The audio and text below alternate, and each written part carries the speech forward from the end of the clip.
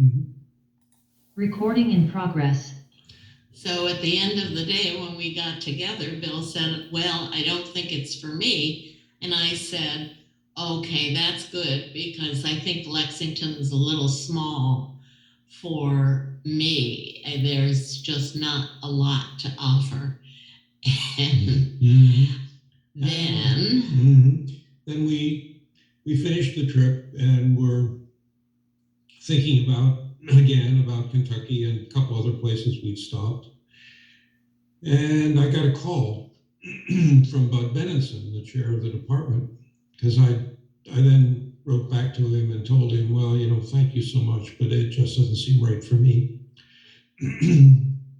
Well, a week or so after that call, he called me back and he said, I want you to come back. He said, I'll pay for a round trip airplane ticket for a day or two. He said, I have some other ideas.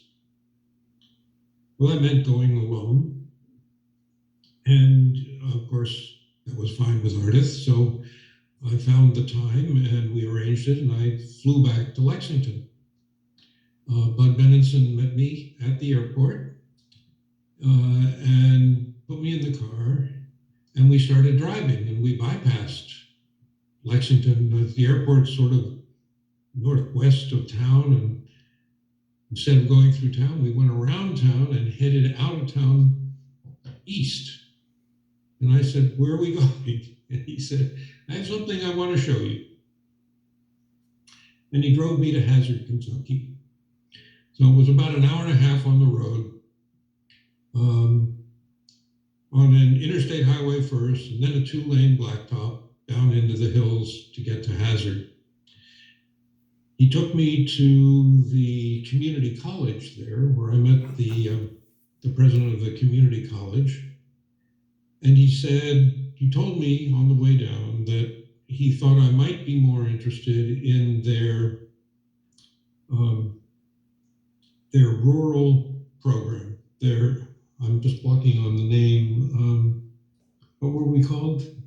Community partners. No. It was community. I'll think of it, but probably. Anyway, he said we have 3 or 4 field professors of community medicine. That's what it is.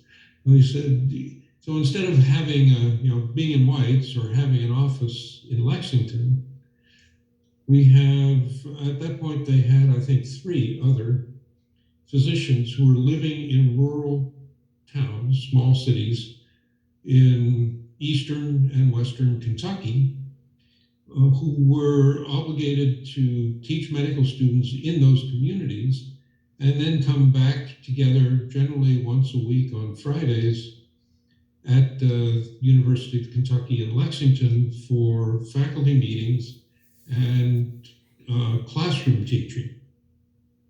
And the responsibility would have living there would be to introduce small groups of students, 5 to 8 students, to community diagnosis over about a 2-week period. So the students would come down and live in a little hotel in Hazard at university expense and work with me for 2 weeks. And then I would be expected to find some sort of effective local project that would meet both the needs of the college and the community. And I began to like this idea. The more we talked and the more I looked around, I said, well, this is a little scary because you're out here on your own, an hour and a half, well, about 100, it's almost 2 hours. It was almost a little over 100 miles, I think, from Lexington. And yet you'd be fairly free to do what you want, yet have access to all the expertise back at the university.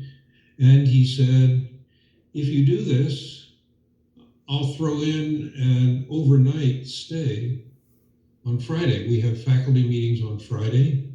So I know this little community is not going to meet your social needs very well. Therefore, I will pay for a night for you and your wife to spend in Lexington. So come Friday and then stay overnight and do whatever you like and go home sometime later on Saturday. Okay, hold on here. I'm going to pause it for a Recording second. stopped. Mhm.